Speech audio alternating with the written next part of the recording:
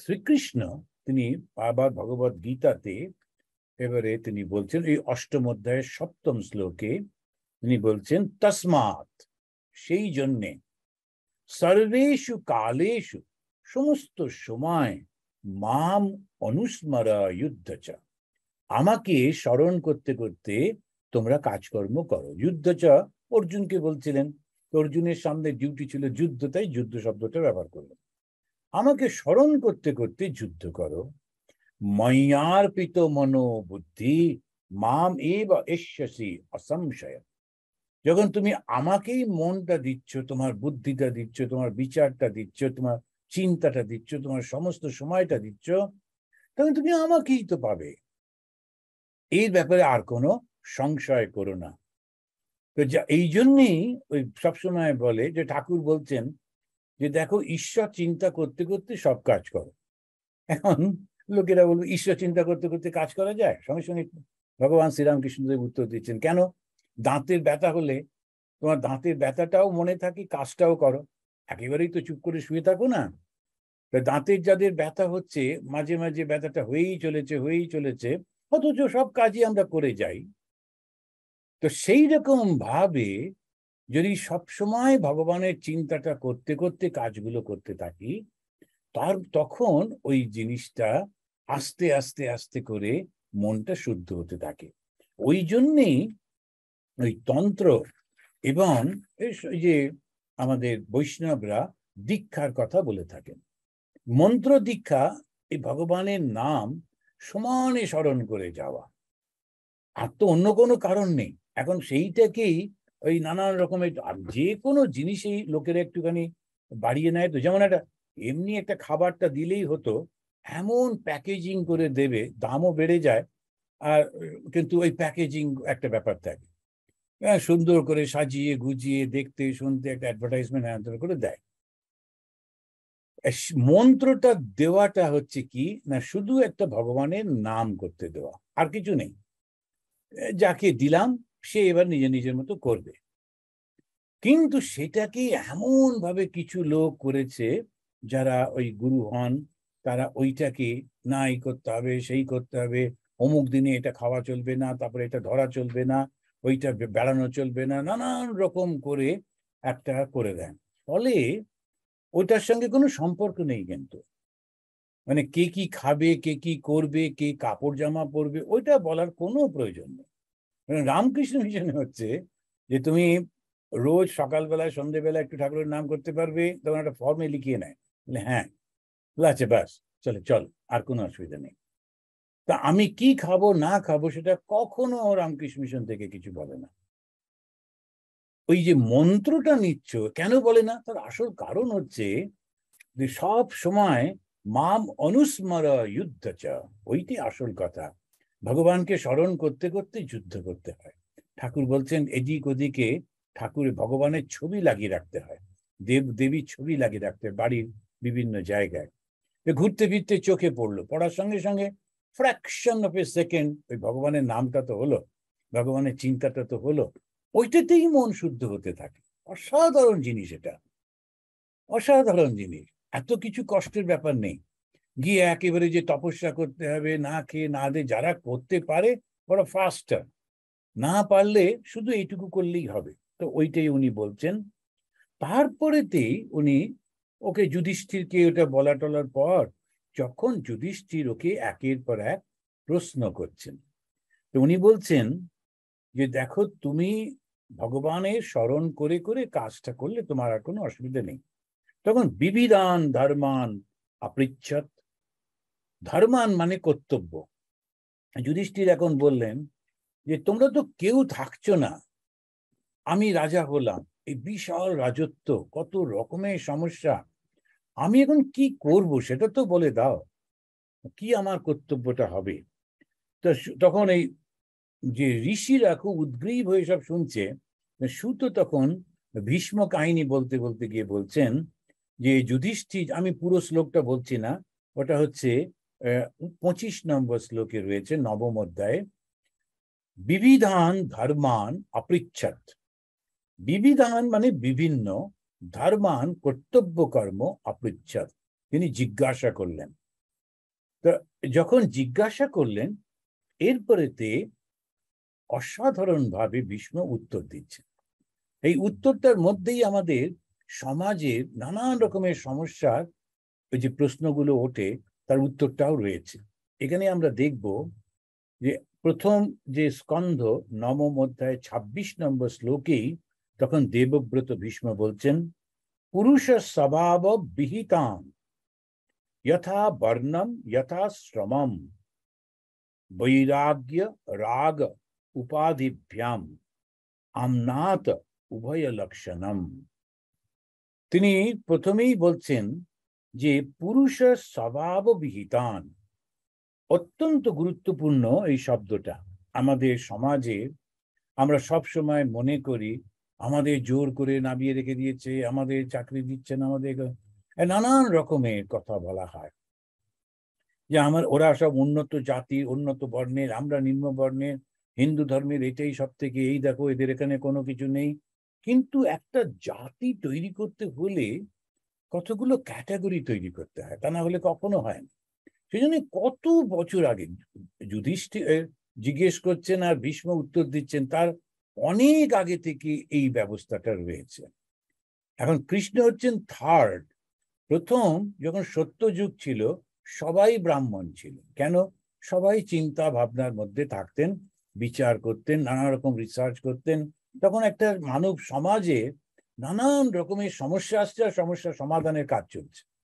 তার পরবর্তী যেটা দেখি সত্য ত্রেতা, সেখানে রামচন্দ্র। তখন রামচন্দ্রের সময় আমরা দেখছি দুটো ধরনের লোক রয়েছেন। এক ঋষিরা রয়েছেন, তারা শিক্ষা দেওয়া শুরু করে দিয়েছেন, আর সেই শিক্ষাটার পরে তার সঙ্গে সঙ্গে এবারে রাজত্ব চালাতে হচ্ছে, কৃষিকাজ চালাতে হচ্ছে, বাণিজ্য করতে হচ্ছে। ওই তখন এই গ্রুপগুলো সব তৈরি হয়ে গিয়েছে। ওই সত্য যুগে সমাজটাকে চারটে ভাগে ভাগ করে দেওয়া হয়েছে। তখন সেইগুলোই এখানে উনি তখন বলতে গিয়ে বলছেন যে বর্ণ ধর্ম আর আশ্রম ধর্ম। কিন্তু বর্ণ ধর্ম এটা কিভাবে হবে? পুরুষ স্বভাব বিহিতান। এক একটা মানুষের তার নিজস্ব চারিত্রিক অবস্থাটা দেখে, তার মানসিক অবস্থাটা দেখে সে কোনটা পারবে সেইটা দিয়ে এই শব্দটা তিনি ব্যবহার করছেন। মানুষের স্বভাবের অনুকূল এবারে বর্ণধর্ম। বর্ণটা কি? ব্রাহ্মণ, ক্ষত্রিয়, বৈশ্য আর শূদ্র, এটা হচ্ছে বর্ণ। বর্ণ ধর্ম মানে হচ্ছে চারটে বর্ণ। এখন ব্রাহ্মণকে যারা খুবই বুদ্ধিমান প্রকৃতির হয় তাদেরকে ব্রাহ্মণ ক্যাটাগরিতে দেওয়া হচ্ছে। ক্ষত্রিয় যারা শারীরিকভাবে শক্তিশালী এবং সাহসী, এবং ক্ষত্রিয়দের অনেক বেশি গুণ, তারা দান করেন, তারা রক্ষা করেন, তারা অর্জন করেন, তারা সমাজের একেবারে আসল হচ্ছেন ওই ক্ষত্রিয়রা। তো এই ক্ষত্রিয়তা দেখছেন।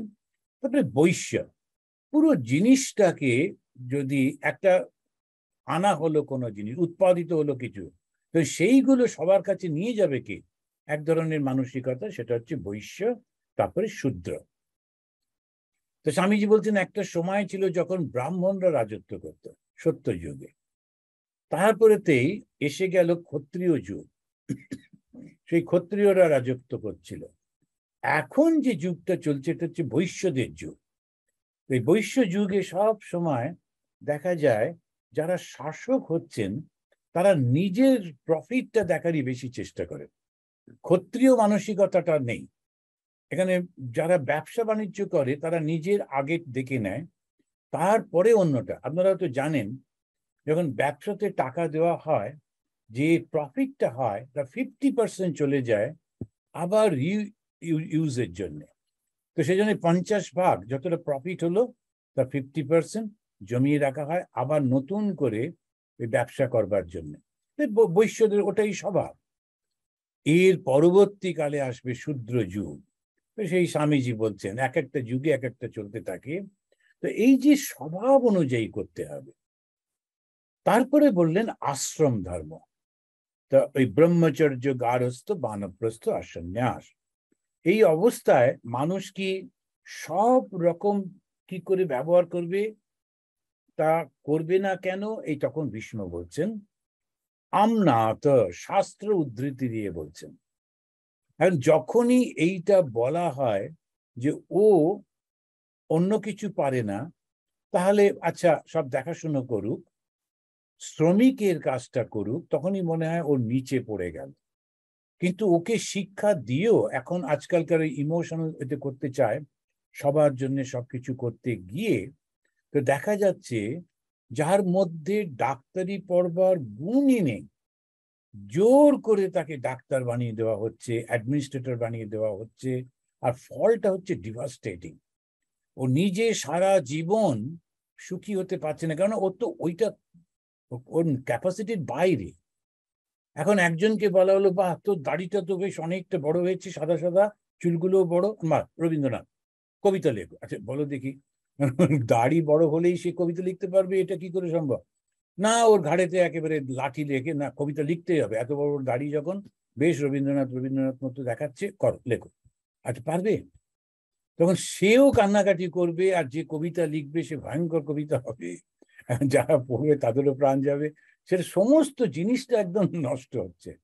তো সেই কারণে যিনি বুঝতে হবে যে কাকে দিয়ে কোনটা হবে। গোলমালটা যেটা হয়ে গেল সেইটা হচ্ছে, একটা সময় একদল লোক ভারতবর্ষ এসে তারা শাসন করতে লাগলো, যাদের মধ্যে এই চিন্তাটাই ছিল না। একটা বরাবর যে চিন্তাটা, সেটা থেকে তারা ভেঙে গেল। তো ভেঙে যাবার পরে ওই সম্মানটা আর আমরা পাচ্ছিলাম না। মহাভারতের যুগেই আমরা দেখি, যারা ওই ঘোড়ার গাড়ি চালাতেন তাদেরকে খুব একটা সম্মানের চোখে দেখা হচ্ছে না, মহাভারতের মধ্যেই আমরা দেখতে পাচ্ছি। সেই জন্যে যে ওই মহাভারতের সময় থেকেই বুঝতে পারছি এর ব্যবহারটা ভুল প্রয়োগ হয়ে গেছে, এটা ঠিক ঠিক হয়নি। এই অবস্থায় মানুষ কি করবে? তখন উনি বলছেন যে এটা আমার কথা নয়, এটা শাস্ত্রের কথা। উভয় লক্ষণাৎ, যে মানুষটাকে আমরা বুঝবো কি করে, কোন মানুষটা কোন দিকে যাবে বুঝবো কি করে? তখন উনি বলছেন ওই দুটো লক্ষণের কথা। লক্ষণটা কি? বৈরাগ্য আর রাগ। দেখুন, বৈরাগ্য মানে হচ্ছে যেটা বিরাগ, সেটা ত্যাগ করেছে, যে ত্যাগ করতে পারে, এই হচ্ছে বৈরাগ। আর রাগ মানে হচ্ছে ওই ওই বটা চলে গেল, শুধু রাগ, আসক্তি। এখন একটা মানুষকে আমরা কি করে বুঝবো? তখন বলছেন যে ওই আসক্তি আর অনাসক্তিটা দেখে করতে হয়, তখনই তুমি তাদেরকে দিয়ে ঠিক ঠিক সে কে কোনটা পারবে সেই কাজটা করাতে হয়। আমাদের, আমি দেখেছি যারা রান্না করেন, ঠাকুরের ভোগ রান্না করছে, ওই বেছে বেছে লোক নেওয়া হয়। কেন কি? ও যখন দেখছে ঠাকুরের ভোগ হচ্ছে নানান রকম, এটা যে ঠাকুরের পায়েসের মধ্যে হয়তো একটু কোনো দেওয়া হবে, যাকে কি বলে, হয়তো কাজু বাদাম দেওয়া হবে, দুটো কাজু বাদাম টক করে মুখে পুরে তার মধ্যে দিয়ে দিল। এইরকম লোক যদি হয়, তখন কিন্তু তাকে দিয়ে ঠাকুরের রান্না করানো যাবে না। খুব টেস্ট করে করে নিতে হয়। পুরনো লোকেরা থাকেন, তারা লক্ষ্য করতে থাকেন ওর স্বভাবটা কিরকম, ওকে দিয়ে দিয়ে বলে এটা রেখে দিয়ে হয়তো, তো ওটা নিয়ে যাচ্ছে, নিয়ে গিয়ে দেখলো এতটা কাজু, তো তার থেকে দুটো টুক করে মুখে দিল, কে আর গুনতে যাচ্ছে? কিন্তু খেয়াল রাখা হয় যে ও করে কিনা। যেই দেখলো করছে, তখন ওকে দিয়ে ওই কাজটা দেওয়া হয় না, অন্য কাজ দিল। এখন হচ্ছে কিরকম অদ্ভুত দেখুন, সেজন্য বিরাগ আর রাগ, যারা ওই সোনা দানা নিয়ে কাজ করে তাদেরকেও ওইরকম ভাবে টেস্ট করে করে নেওয়া হয়, তারপরেও তেমনি নজর টজর রাখে। সমস্ত কিছুর মধ্যে দুটো দেখে নিতে হয়, দুটো লক্ষণ, একটা বৈরাগ্য আর একটা রাগ। উপাধিভ্যাম, ত্যাগ আর ভোগের ইচ্ছা অনুযায়ী মানুষের দুরকম স্বভাব। কেউ কেউ অত্যন্ত ভোগী, কারণ তাদেরকে কিছুতেই স্যাটিসফাই করা যায় না, কেননা ভোগ তো আর স্যাটিসফাই হয় না। তো সেই মানুষগুলোকে তুমি কিভাবে হ্যান্ডেল করবে? রাজা, রাজাকে ওটা দেখতে হবে কেমন ভাবে। সবাইকেই একই রকম ভাবে দেখতে নেই। অ্যাডমিনিস্ট্রেশনে অনেক সময় কি হয়, তারা একই দৃষ্টিতে সবাইকে দেখে। ফলে কি হয়, যারা ভালো তারাও ঠিক নিজের জিনিসটা ব্যবহার করতে পারে না, প্রকাশিত হয় না, সমাজও তাদের সেবাটা পায় না। তো রাজার হচ্ছে মানুষ চিনতে হবে। দেখুন অ্যাডমিনিস্ট্রেশনে কিরকম, প্রথম হচ্ছে মানুষ চিনতে হবে। তো মানুষ চিনবে কি করে? তার মধ্যে দুটো গুণের, একটা ত্যাগ আর একটা ভোগ। যার মধ্যে প্রবল ভোগের বাসনা, ওকে যদি তুমি কাছাকাছি রাখো, ও তোমাকেই নষ্ট করে দেবে। সেই জন্যে রাজা সব সময় বুঝে বুঝে, মানুষ বুঝে বুঝে করতেন। তা ও তো রাজা হতে এসেছে, শিক্ষা নিচ্ছে, তো ভীষ্মদেব ওকে শেখাচ্ছেন মানুষের এই দু রকমের স্বভাব। তো উপাধি কেন বললেন? এই শব্দটার মধ্যে বলছেন উভয় লক্ষণম উপাধিভ্যাম। উপাধি মানে হচ্ছে ওটা কিন্তু ওর আসল নয়। মানুষ স্বভাবতই হচ্ছে ভগবান, each soul is potentially divine, কিন্তু ওর উপরে একটা চেপে গেছে, ওই ভোগের ইচ্ছাটা প্রবল হয়ে গেছে। সেই রকম যে মানসিকতা, সেদিন বলছেন উপাধি। যেমন আমরা ডক্টর লিখি, ডক্টরেট পেয়েছে, ডক্টর লিখছে, ওটা উপাধি, ওটা কিন্তু আসল মানুষটা নয়। তো সেই রকম ভাবে আমাদের উপরে ভোগী বা ত্যাগী, এ দুটো আমার আসল নয়। মানুষ হিসেবে প্রত্যেকেই কিন্তু একরকম ভাবে each soul is potentially divine. কিন্তু যখন একটা ব্যবহারিক দিকটা দেখতে হবে, যেমন কিরম সুন্দর, মানে দুটো লাইনের মধ্যে সব বুঝিয়ে দিচ্ছেন। একটা হচ্ছে কি, যখন আমরা পারমার্থিক দৃষ্টিতে একটা মানুষকে দেখছি, তখন আমি ভাগ করব কি করে মানুষটাকে? সব মানুষই তো সমান। এটা একটা হলো, কারণ প্রত্যেকের মধ্যে ঈশ্বর রয়েছেন। আর তারপরেই হচ্ছে ব্যবহারিক। তো এই ব্যবহারে যখন নামছি, তখন দেখতে হবে এর মধ্যে ভোগের বাসনা বেশি না ত্যাগও আছে। ওইটা দেখে কার সঙ্গে বন্ধুত্ব করব আর কার সঙ্গে দূরে থাকবো, এটা ঠিক করতে হয়। তা ওই গুলিয়ে ফেললে তখন গোলমাল হয়ে যায়। ওই জিনিসটাই কিরকম সুন্দর করে বুঝিয়ে দিচ্ছেন। তো মানুষের এই যে স্বভাবগুলো তিনি বলে দিচ্ছেন। তারপরেই আমরা গীতাতেও দেখছি ভগবান বলছেন এই যে বর্ণ, চাতুর্বর্ণ ময়া সৃষ্টম গুণকর্ম বিভাগসম। এটাও ভগবদ গীতাতে, আমি চারটে বর্ণ আমি সৃষ্টি করেছি। তা সুষ্ঠু মানব সমাজের জন্যে বর্ণ এবং আশ্রম অত্যন্ত উপযোগী ব্যবস্থা। সব সময় সব সমাজে কিছু স্বার্থান্বেষী লোক নিজেদের স্বার্থের জন্য এই এত সুন্দর ব্যবস্থাটাকে বিকৃত করে দেয়, কিন্তু ব্যবস্থাটা অত্যন্ত সুন্দর। হিন্দু সমাজের যে বর্ণ ব্যবস্থা, এটা জন্মভিত্তিক নয়, এটা হচ্ছে মানুষের স্বভাব অনুযায়ী। যেমন ভগবদ গীতাতে শ্রীকৃষ্ণ স্বয়ং বলছেন, আর মহাভারতে দেবব্রত ভীষ্ম বলছেন পুরুষ স্বভাব অভিহিতান। সব মানুষ সব ধরনের কাজ করতে পারে না, সবার মানসিকতাও একরকমের না। স্বভাব অনুযায়ী কর্ম বিভাগই বর্ণ বিভাগ। বর্ণ যেটাকে বলছি, স্বভাব অনুযায়ী কর্ম বিভাগই বর্ণ বিভাগ। এইটা যে সমাজে যত সুষ্ঠুভাবে এই বিভাগ থাকবে, সেই সমাজ তত সুন্দরভাবে পরিচালিত হবে, তত উন্নত হবে। আর এটা ঠিক ঠিকভাবে পরিচালনা করবেন রাজা। তাই রাজা যুধিষ্ঠিরকে ভীষ্মদেব এই কথা বললেন, এবং সঙ্গে সঙ্গে আশ্রম বা ব্যক্তি মানুষের জীবনের চারটি অবস্থার কথাও স্মরণ করিয়ে দিচ্ছেন। ঠাকুর শ্রীরামকৃষ্ণদেব এমনি দেখে মনে হয় কিছু বুঝতেন না, কিন্তু ওই ঠিক মানে কাকে দিয়ে কোন কাজটা হবে ওটা উনি ভীষণ ভালো বুঝতেন। আর অত্যন্ত শিক্ষিত, দারুণ বক্তা, নানান দিকে সমস্ত গুণ রয়েছে, সারা পৃথিবী জুড়ে নাম। কেশবচন্দ্র সেন, তার দল গড়ছে আর ভেঙে যাচ্ছে, গড়ছে আর যাকেই নেন কিছুদিন পরে সেই কেশবের সঙ্গে ঝগড়া করে আর একটা দল করে। কেশবের কাছে আসে, এসে একটু পরিচিতি বাড়িয়ে নেয়, নিজে আবার একটা দল করে চলে যায়। তো কেশবের মন ভেঙে যায়। তো ঠাকুর একদিন বলছেন, তুমি বিচার করে করে লও না, সেই জন্য তোমার এই অবস্থা হচ্ছে। তো বিচার করে করে নিতে হবে। বিচারটা কি করে করব? ত্যাগ আর ভোগটাকে দেখে বিচার করতে হয়।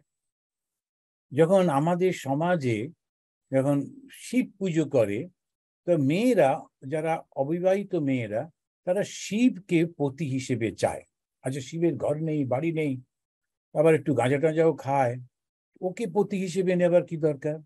তো এই ট্র্যাডিশনটা যদি লক্ষ্য করেন তাহলে দেখবেন শিবের মধ্যে ত্যাগ আছে, কোনো ভোগের লক্ষণ নেই। ওই জন্যে ওই ছোটবেলা থেকেই আমাদের মেয়েদেরকে শিক্ষা দেওয়া হতো যে পুরুষের মধ্যে অত ভোগের লক্ষণ নেই, ওটা ভালো মানুষ। আমরা এত শাস্ত্র পড়িনি, তখন আমরা এগুলো জানতামও না, কিন্তু আমাদের জীবনে দেখুন কিরকম ভাবে ওই ব্যবহারে হয় যে শিব পুজো করতে হবে, শিবের আরাধনা করবে মেয়েরা, শিবের মতো যদি পতি হয়। এখন যদি আলোচনা দেখেন যে শিবের প্রতি, কি মানে কি দাঁড়ায়? বরঞ্চ বিষ্ণুর প্রচুর ধন দৌলত সমস্ত, না, বিষ্ণু অনেক অন্য আবার সমস্যা রয়েছে। সেই জন্যে ওই শিবকে কেন ভালোবাসে? ত্যাগ দেখে। ঠাকুর বলছেন যে মানুষের ওইটা দেখতে হয়। তা মানুষের সবাই তো সব কাজ করতে পারে না। রাজা যদি ঠিক ঠিক ভাবে ওইটা বুঝতে না পারে, তাহলে সে সাকসেসফুল রাজা হতে পারে না, অ্যাডমিনিস্ট্রেটরও সেরকম ঠিক হতে পারে না। বিষ্ণুদেব তখন তিনি বলতে গিয়ে বলছেন, আশ্রম হচ্ছে ব্যক্তি মানুষের জীবনে 4টি ব্যবস্থার কথা। ছাত্র অবস্থায় যদি কেউ গৃহস্থ ধর্ম পালন করে, তখন সে না থাকে ছাত্র, না হলো গৃহস্থ। অল্প বয়স, কিন্তু তখনই সে নানান রকম গৃহস্থের মতো কর্ম করছে, তখন সে সমাজের ক্ষতি হয়ে যাচ্ছে। তার নিজের জীবন তো ক্ষতি হলোই হলো, আর সমাজেরও বোঝা হয়ে দাঁড়ালো।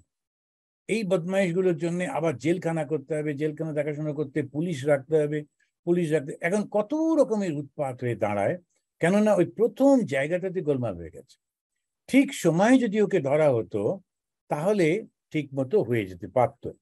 রাজাকে দেখতে হবে যাতে ব্রহ্মচর্য, ওর একমাত্র পড়াশুনো ছাড়ার কোনো কিছু নেই, যার জন্যে সমাজ থেকে অনেক দূরে স্কুলগুলো হতো, একেবারে জঙ্গলের মধ্যে স্কুলগুলো হতো। সমাজে কি হচ্ছে না হচ্ছে, রাজার বিরুদ্ধে ষড়যন্ত্র হচ্ছে, আন্দোলন হচ্ছে, ওইসব নিয়ে ছাত্রের কোনো মাথা ব্যথা নেই। ও চুপ করে ওখানে থাকবে 6 থেকে 16 বছর। 6 বছরে গিয়ে যাবে গুরুর কাছে, 16 বছরে 10টা বছর সমানে পড়াশুনো করবে, তারপরে সে আসবে। ওই 25 বছরই মেনলি ধরা হতো, প্রথম 25। তার মধ্যে প্রথম 5 বছর বাবা মার কাছে থাকবে, 6 থেকে 16 ওখানে থাকবে, তারপর একটু ইন্টার্নশিপ করতো, যেগুলো শিখেছে সেইগুলো আবার প্র্যাকটিস করতে হতো, করে টোরে 25 বছরে এবারে সে বিয়ে টিয়ে করে সংসার করবে। তার আগেতে অনেক সময় ওরা ওই হতো, যেমন ঠাকুরের মায়ের বিয়ে হয়েছিল 6 বছর বয়স, কিন্তু 6 বছরে শ্বশুর বাড়ি যাননি, শুধু তাকে বিয়ে করে রেখে দেওয়া হলো। 18 বছরে তিনি তার শ্বশুর বাড়ি গেলেন। এইরকম সমস্ত ওই সমাজগুলো খুব সুন্দর করে, কেননা ওই ছাত্র যদি ঠিক ঠিক ভাবে গড়ে না ওঠে, পরবর্তীকালে ও একটা সমাজের দায়িত্ব, যতগুলো জেলের মধ্যে রয়েছে লোক, সেই লোকগুলো কিন্তু সমাজেরই তো পয়সা খরচা হচ্ছে, ওদেরকে খাওয়াতে হচ্ছে, পড়াতে হচ্ছে, ডাক্তার দিতে হচ্ছে, আর বদলে কোনো উপকার নেই। শুধু তাই না, প্রতিদিন কিছু না কিছু টাকা ওদের জন্য জমিয়ে রাখতে হয়, যখন ওরা বেরিয়ে যায় হাতে দেওয়া হয়। এত কিছু করছে কে? সমাজ তো করছে, কিন্তু কেন করবে? যদি ঠিক মতো আমরা দেখি, আমাদের মনে হয় ও ধর্ম মানে একটা থালাতে কিছু আপেল টাপেল সাজিয়ে নিয়ে গিয়ে মন্দিরে গেলাম, ব্যাস হয়ে গেল ধর্ম। এই হচ্ছে ঠিক ঠিক ধর্ম। রাজার কর্তব্য মানে শুধু সেজে গুজে অনেক গাড়ি নিয়ে যাওয়া? রাজা হচ্ছে প্রত্যেকটা ব্যক্তিকে লক্ষ্য করা, কেননা ওই ব্যক্তি থেকেই তো সবকিছু। রাজাকে দেখতে হবে ব্রহ্মচর্য, তারপরে গার্হস্থ জীবনে সে সুখী হচ্ছে কিনা, তারপরে সন্ন্যাস, তার ব্রহ্মচর্য, তারপরে সরি ব্রহ্মচর্য, গার্হস্থ, বানপ্রস্থ। এই বানপ্রস্থ যেটা রিটায়ারমেন্ট হচ্ছে, সেই রিটায়ারমেন্টের সময়টায় সব থেকে আনন্দে থাকার কথা। আমাদের লোকেরা রিটায়ারমেন্টের পরে খুব ভেঙে পড়ে, আর তো সব কাজটা চলে গেল মহারাজ, আর তো কি। কিন্তু ঠিক উল্টো, তখন তো তার হাতে পয়সা আছে এবং তার জ্ঞান আছে, এবং জ্ঞানটাকে সমাজে কাজে লাগাবার ফলে অভিজ্ঞতা আছে। তো জ্ঞানী, অভিজ্ঞ আর পয়সা রয়েছে, এইটাই তো সব থেকে ভালো সময়। একদম ছোটবেলায় না থাকে জ্ঞান, না থাকে পয়সা, সে করবেটা কি? আবার যখন সে শিখলো, তখন তার জ্ঞানটা আছে বটে, কিন্তু অভিজ্ঞতা নেই। যে কোনো চাকরিতে গেলেই বলবে তোমার অভিজ্ঞতা বলো। আরে একটা চাকরি তো দিতে হবে, তবে তো অভিজ্ঞতা হবে। কিন্তু এরকম করে অভিজ্ঞ যখন হলো, হবার পর রিটায়ারমেন্ট, বানপ্রস্থ হচ্ছে বেস্ট টাইম। সেই সময় একদম খুব আনন্দ করে থাকবে। আর তারপরে হচ্ছে সন্ন্যাস। এই বানপ্রস্থে গিয়ে ও দেখলো যে এই তো আমার ছেলে মেয়েরা বড় হয়ে গেছে, তাদের জন্য আর আমার দেখতে হবে না, সমাজেও সবকিছু সুন্দরভাবে চলছে, আমার অত চিন্তা করতে হবে না। আর ওই যে ছোটবেলায় পড়েছিলাম, এই জগৎটা আসলে কিন্তু মায়া, মিথ্যা, তা তো দেখতেই পাচ্ছি। যত বড় হচ্ছি ততই দেখছি চারপাশে কত পরিবর্তন হচ্ছে, কিছুই থাকে না। সুতরাং আর এই জগতে আসার দরকার নেই, সব তো হলো, এবারে মনটা গুটিয়ে না। ওই হচ্ছে সন্ন্যাস। সন্ন্যাস মানেই যে গেরুয়া নিতে হবে তা না। সন্ন্যাস মানে সম্যক ন্যাস। কি ন্যাস? ত্যাগ করতে হবে। কোনটা ত্যাগ করতে হবে? ভোগের বাসনাটা। ভোগ কি করে আসে? মিথ্যা জ্ঞান থেকে। মিথ্যা জ্ঞানটা কি? এই জগৎটা সত্য, এইটা যখন আমাদের এই মনে হয়। আমি দেখছিলাম একজন ভদ্রমহিলা, তিনি প্রায় ওই ক্রুজে যাচ্ছেন। আচ্ছা, ক্রুজে, তখন তার বয়স এখন 72 না কি এরকম। বললো এমনিতেই 75, কিন্তু আমার অ্যাকচুয়ালি 72 বলা হয়। বেশ, 3 বছরে এমন কিছু এসে যাচ্ছে না। তো তিনি 75-এ তিনি ক্রুজে যাচ্ছেন। ক্রুজে গিয়ে আবার ফিরে আবার একটা ক্রুজের টিকিট কাটছেন, থাকতে পারছেন না। তো ঠিকই আছে, কিন্তু একটু বুঝতে হবে যে লাভটা কি হচ্ছে। বরঞ্চ এবারে একটু মনটাকে উঠিয়ে নি। ওই জন্য দীক্ষাটা খুব দরকার। ওই জন্যে ওই গুরুর নির্দেশ অনুযায়ী ধীরে ধীরে, প্রথম দিকে কিছু বোঝা যায় না, কিন্তু পরে এটা ভীষণ কাজে লাগে। ধীরে ধীরে মনটাকে নিজের মধ্যে নেওয়া। তো ওইটা সমস্ত কিছু ওই শিখিয়ে দিলেন। রাজার কর্তব্য, রাজা, রাজ্যের মঙ্গল কি করে হয়। রাজ্যের প্রাণ হলো মানুষ, আর ব্যক্তি মানুষের উন্নতি হলেই সমস্ত রাজ্যের উন্নতি হবে। এই কথাটা যেদিন রাজারা বুঝতে পারবে, শাসকরা বুঝতে পারবে, সেদিন সে খুব ভালো রাজা হবে। কয়েকটা ব্যক্তি মানুষ মিলে একটা পরিবার, কয়েকটা পরিবার মিলে একটা সমাজ, আবার এই বহু সমাজ একত্র হয়েই রাষ্ট্র। একটা সমাজ বা বহু সমাজ একত্র হয়ে রাষ্ট্র হয়। তা আশ্রম ব্যবস্থা, সেটা হচ্ছে ব্যক্তির সঙ্গে সঙ্গে পরিবারকে উন্নত করে। আশ্রম ব্যবস্থাটা কি? ব্রহ্মচর্য, গার্হস্থ, বানপ্রস্থ, সন্ন্যাস, আশ্রম। তা এটা ব্যক্তিকে উন্নত করছে। তো প্রথমে গিয়ে ভালো করে পড়াশোনা করলো, করে নিজের যতটুকু ক্যাপাসিটি সেই অনুযায়ী নিজেকে তৈরি করে সে ফিরে আসছে, এসে এবারে গৃহস্থ ধর্মে ঢুকছে, তারপরে সে বানপ্রস্থে যাচ্ছে। এবং ওই ব্যক্তি যেই উন্নত হচ্ছে, তখন সমাজটা উন্নত হয়ে যাচ্ছে। বর্ণ ব্যবস্থা হচ্ছে সমাজের সঙ্গে সঙ্গে রাষ্ট্রকে উন্নত করে দিচ্ছে। বর্ণটা কি? এখন এক ধরনের লোক, তারা ভীষণ বুদ্ধিমান, খুব তারা চিন্তা ভাবনা করতে পারে, ওদেরকে যদি সেই জায়গাটা দেওয়া হয়, দারুণ রেজাল্ট আসবে।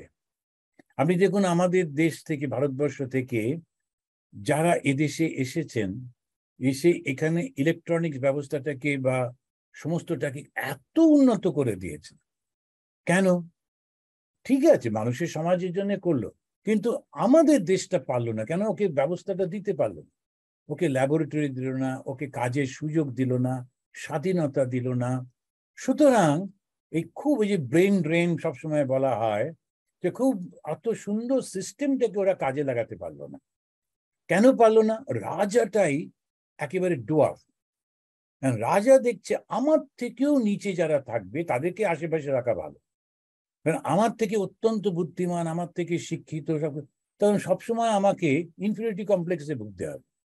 রাজা যদি ওই মানসিকতার হয়, ও সবসময় ওর থেকেও নিচে যারা তাদেরকে আশেপাশে রাখবে।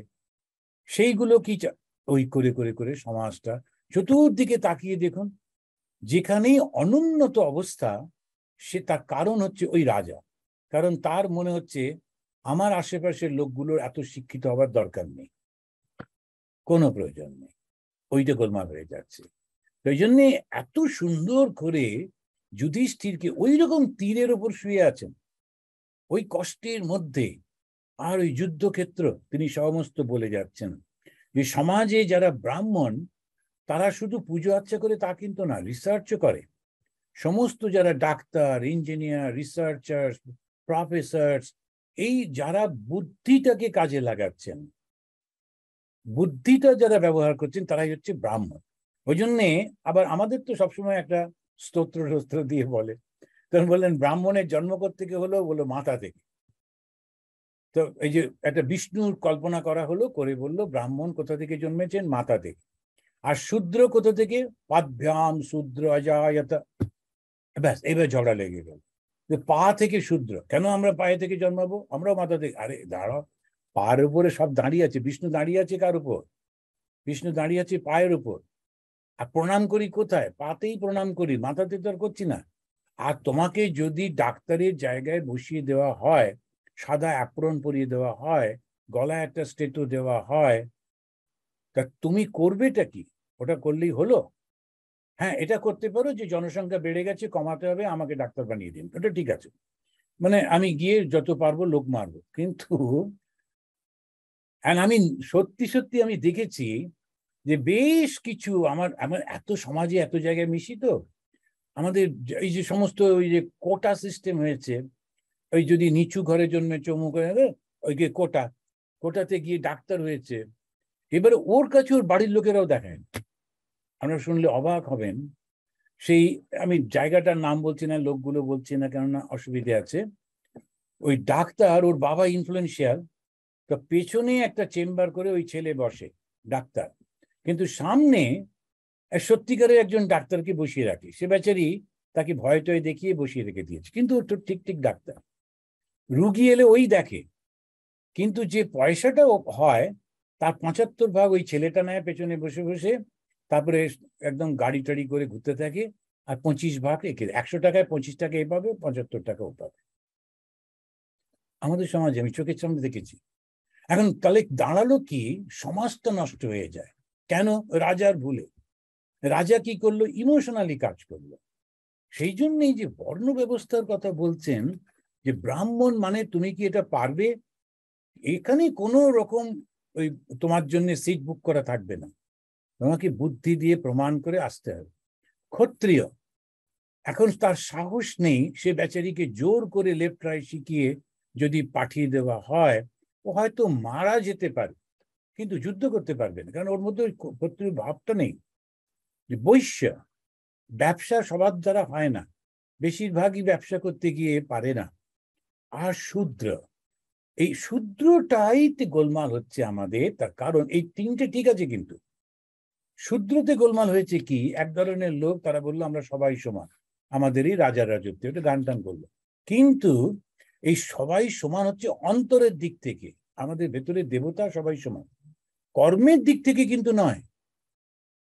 কর্মের দিক থেকে এই শূদ্র যে তাকে লেবারের কাজ করছে মানেই ও একদম নিচু হয়ে গেল, তা নয়। এইটা আমাদের আমেরিকা থেকে শিখতে হবে। আমেরিকাতে এই জিনিসটা এত সুন্দরভাবে করা আছে, ও ড্রাইভারও এসে আমাদের সঙ্গে একসঙ্গে বসে খাচ্ছে। আবার যারা অন্যান্য খুব সাধারণ কাজ করে করে টোরে ড্রেস চেঞ্জ করে একটা গাড়ি চালিয়ে নিয়ে, যেমন ওই ম্যাকডোনাল্ড দেখেছি, তারা ওই সার্ভ টার্ভ করলো, করে টোরে ডিউটি চেঞ্জ হয়ে গেল, বাস নিজের পোশাক পরে বেরিয়ে গেল। ওই রকম আমাদেরও মানসিকতা যেই এসে যাবে, তখন আর অসুবিধে থাকবে না। এরপর রাজার কর্তব্য পালন করতে গেলে কতগুলো পদ্ধতি অবলম্বন করতে হয়, এগুলো হচ্ছে রাজার টেকনিক, অ্যাডমিনিস্ট্রেটিভ টেকনিক, যেগুলো শুধু রাজারা এগুলো শিখতো। চীনের রাজারা, ভারতীয় রাজারা এগুলো সব আলাদা করে শিখতে হতো। তো সেইটা কি, তখন উনি বলতে গিয়ে বলছেন, দান ধর্মান, রাজ ধর্মান, মোক্ষ ধর্মান বিভাগশঃ, স্ত্রী ধর্মান, ভগবত ধর্মান, সমাস অভ্যাস যোগতঃ। তিনি বললেন এই যে রাজত্ব চালাতে গেলে তোমাকে প্রথমে অ্যাকাউন্টেন্সিতে ভালো করে বুঝতে হবে। তা না হলে রাজা যদি ওইটা না বুঝতে পারে তাহলে ও রাজত্ব চালাতে পারবেন। সেই জন্য অ্যাকাউন্ট কিভাবে, প্রথমে এই যে আমাদের মহাভারতে বলছেন এবং আমাদের মনু মহারাজও বলছেন রাজার কর্তব্যটা কি, আমাদের একেবারে বেদেও রয়েছে। রাজার কাজ হচ্ছে কি করে টাকা রোজগার করতে হয় আর কি করে টাকা খরচ করতে হয় ওটা জানতে হবে। সেই জন্য সেইটাকে এরা বললেন দান ধর্মান, ধর্ম মানে কর্তব্য। কি করে আমি টাকাটাকে ব্যবহার করব। রাজা তারা ট্যাক্স বসাচ্ছে, টাকা এলো শুধু ভোগ করার জন্য তো না, ওই টাকাটা আবার যাতে সমাজকে সমৃদ্ধশালী করে তার জন্য ব্যবহার করা। অসাধারণ। এই যে আমাদের মহাভারত পড়ি মনে হয় যেন একটা ইলিয়ড ওডিসি বলে দিল। ইলিয়ড ওডিসি তো এমনি গল্প, এটা আমাদের ইতিহাস। কেমন করে সমাজ কাকে বোঝাচ্ছেন, রাজা। রাজা যদি ভালো হয় সবটা ভালো হয়ে যাবে। তারপরে রাজধর্মটা কি, তারপরে মোক্ষ ধর্ম, মানসিকভাবে দৈহিকভাবে প্রত্যেকটা ব্যক্তি যেন সুষ্ঠু সবল থাকে, ওইটা হচ্ছে মোক্ষ ধর্ম। স্ত্রী ধর্মান একটা আলাদা করে বিভাগ থাকবে যেখানে শুধু মেয়েদের জন্য থাকবে। কেননা যদি মেয়েরা শিক্ষিত না হয় তাহলে সমাজের 50% উইকনেস থেকে যাবে, 50% তারা উইক হয়ে যাবে। এই জন্য বলছেন স্ত্রী ধর্মান। এখনো আমরা এই চাঁদে লোকে গিয়ে জমি জমা কেনা শুরু করে দিয়েছে, এখনো এখানে ওই যে উইমেন ওয়েলফেয়ার, উইমেন স্ট্রেংথ অমুক তমুক আন্দোলন চলছে, এখনো বুঝতে পারছি না আমরা। সেই জন্যে রাজা হচ্ছে স্ত্রী ধর্মান, কিভাবে তাদের কি কর্তব্য। আর ভগবত ধর্মান, এই ভগবত ধর্মান হচ্ছে মানুষকে তার মানসিকতা উন্নত করবার জন্য স্বাধীনতা দিতে হবে। ধর্মের ক্ষেত্রে তুমি রাজা কোন রকম বাধা সৃষ্টি করবে না। এইটা এই যে দান ধর্ম, রাজধর্ম, মোক্ষ ধর্ম, স্ত্রী ধর্ম আর ভগবত ধর্ম, এই 5টা কর্তব্য রাজা ওই ভালো করে মাথায় রাখবে এবং করবে। যুধিষ্ঠিরকে সেগুলো শিখিয়ে টিকিয়ে দেবার পর এরপরে উনি চুপ করে গেলেন, আমার আর কাজ নেই, যেহেতু কৃষ্ণ আমাকে বলেছিলেন আমিও বলে দিলাম, আর আমি কিছু বলবো না। এরপরে আমরা এখান থেকে শুরু করব এর পরের দিনে যে কি কি এই দান ধর্ম মানে কি ইত্যাদি ইত্যাদি করে। তারপরে অসাধারণ ভাবে তিনি আমাদের কৃষ্ণের কীর্তন করছেন। সেগুলো পুরো সমস্ত শ্লোকগুলো যদি নাও পড়ি একটু বলতে বলতে যাব কেমন করে উনি কৃষ্ণকে কোন দৃষ্টিতে তিনি কৃষ্ণকে দেখছেন। আজকে আমরা এই পর্যন্ত শেষ করি। আসুন 3 বার শান্তি বলে আমরা শেষ করব। ওম শান্তি শান্তি শান্তি। হরি ওম তৎসৎ।